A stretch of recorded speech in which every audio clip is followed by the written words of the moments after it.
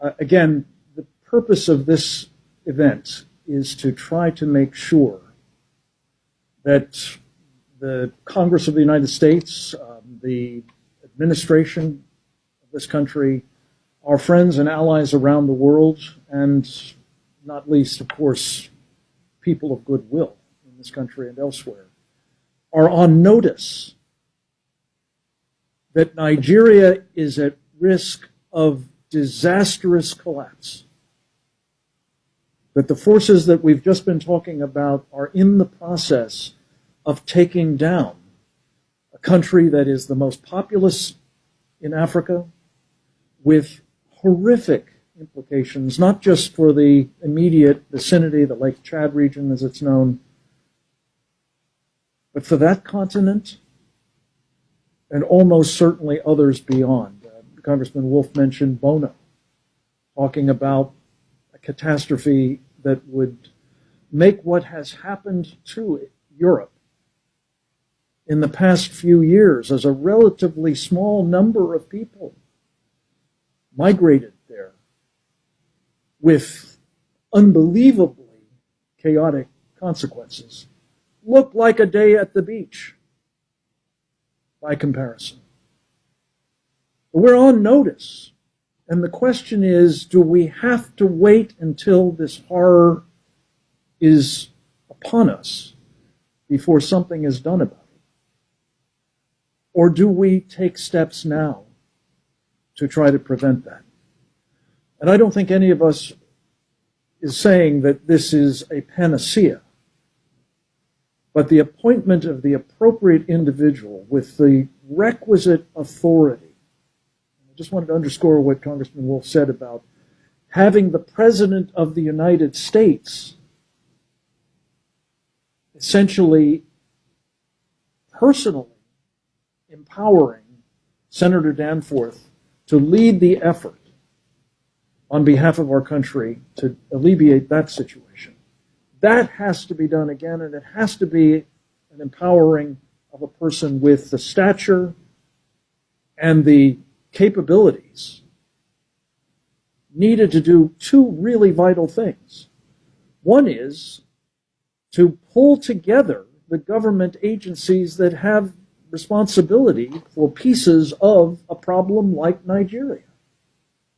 The Defense Department, as well as, of course, the State Department, USAID, the UN mission of the United States, the National Security Council, and others, to come together with a common, appropriate, and much needed policy approach. And then secondly, at least as importantly, to be able authoritatively to represent what that approach is to the government of Nigeria. So they know who they're dealing with. They know that this is, in fact, the policy, and they can't go, looking for people who will provide some sort of alternative that might not require as much of them. So it's those two vitally important things that have to be done. And on behalf of, again, the Save the Persecuted Christians Coalition and team, I just want to say I think this is a moment of truth, a moment when we will find a difference being made by an administration that is about making a difference on behalf of religious freedom and those who are being denied it around the world. And let me just take a moment to say, as bad as this situation is, it is just one of the areas in the world in which particularly Christians are suffering. By some estimates, it's as small a number as 215 million Christians being brutally persecuted. By others, it's as high as 500,000. 500 million. This is on our watch. It is unconscionable. It must be challenged, contested, and if possible, stopped. And that's what this coalition is about.